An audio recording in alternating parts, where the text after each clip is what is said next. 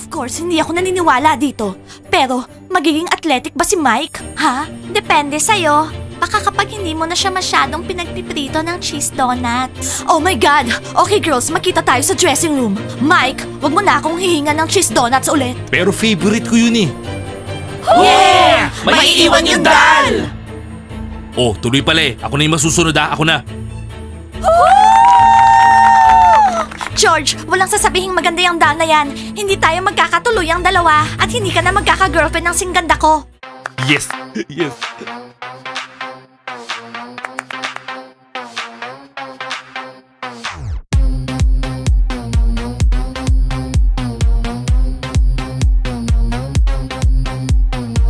Mag-makeup ka na. Nakakaloka. Totoo siyang girl kahit manika lang. Girls, tingnan niyo siya. At gaano siya kagaling mag-lipstick. Tingnan niyo. Siyempre, she's a bunny. Hindi siya naiiba sa atin. Oo, hindi siya naiiba. Ready na ako, girls. So, sinong magtutour sa akin sa bunny school? Walang tour, baby. Magwo-work ka.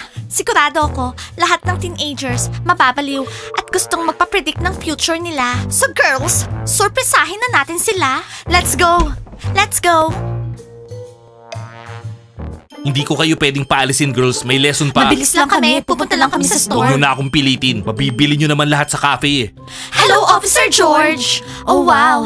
Nag-i-imagine ba ako? Hindi. Wow, ang ganda mo. Gusto mong protection? George, dahil namin to, wag mo siyang hawakan. Okay? Pwede ka lang bumili ng prediction sa kanya for $100. At malalaman mo yung future mo. Ngayon lang ako nakakita ng ganyang kaganda. Ngayon, nakabaliw. Meron silang personal doll. Ito mga bunnies na to gagawin nila lahat para makuha yung attention. Mga papansin, gusto nila lahat ng attention ng mga teenagers sa bunny lang. Oh, may bagong bunny. Girls, yung ice cream namin may pistachio flavor. Guys, sinong gustong malaman yung future nila? Yung doll namin mapre-predict yung future nyo for only $100.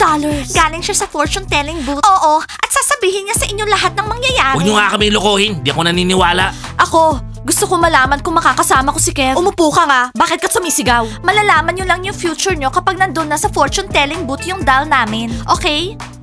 Nasaan yung fortune telling booth? Gusto ko malaman kung pakakasalan ako ni Stella.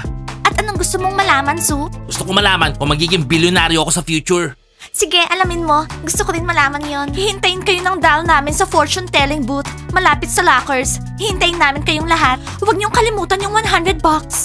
Diana, ano to?